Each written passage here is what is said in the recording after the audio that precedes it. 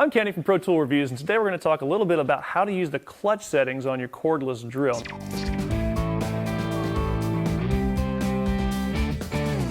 Now I've got Hart's 20 volt. This is a brushless model that we're going to use for our example today. And what you've got going on here is around the collar, and most of the time, realistically, we put it in this drill mode and we kind of ignore the driving modes around it, except for in certain situations.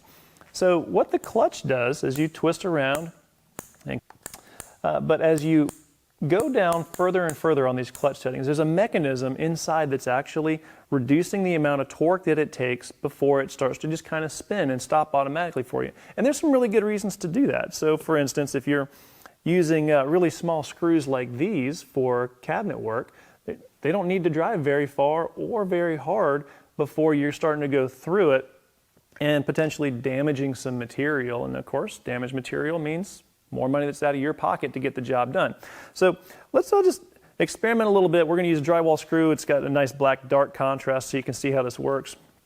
And you know, as always, you should always practice on some scrap material first, whatever the type of material is that you're actually going to be using for your install or your build. Now in this case, we've just got some stacked up OSB. It's just a really consistent material, so it's easy for us to work with. And I'm just going to kind of guess here. So I'm going to put this on a clutch setting of 12 on my Hart brushless drill here, and let's see how far it drives.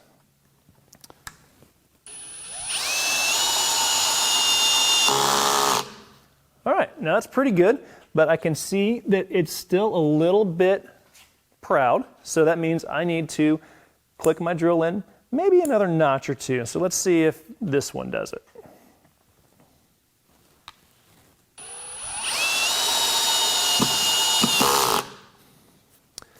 Now that is just about perfectly flush, and of course I could go even a little bit further if I want to sink it down a little bit.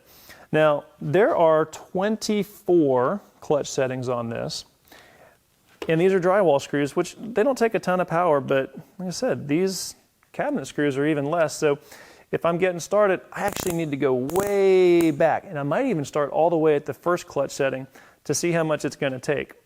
Because again, these don't take a lot of power, and they don't need very much rotation before they're set. So this is actually the very first clutch setting, and we've got a couple of different types that we'll look at.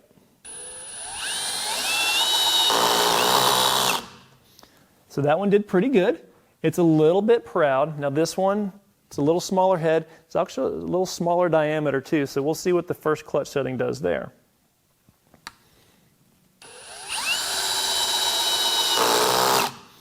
Yeah. And looking at that, that's almost perfect, but it's just a touch proud.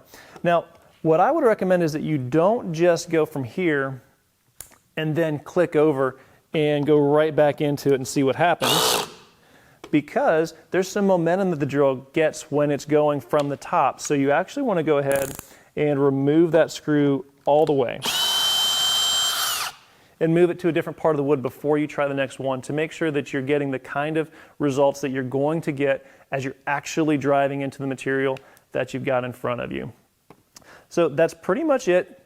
Do yourself a favor. Again, experiment in that scrap material before you get started so that the finished pieces that you're installing are good to go from the beginning and you're not wasting time and money on extra materials for that. You got any questions about your drill clutch? Feel free to ask them in the comments below. I'm Kenny. As always, thanks for watching.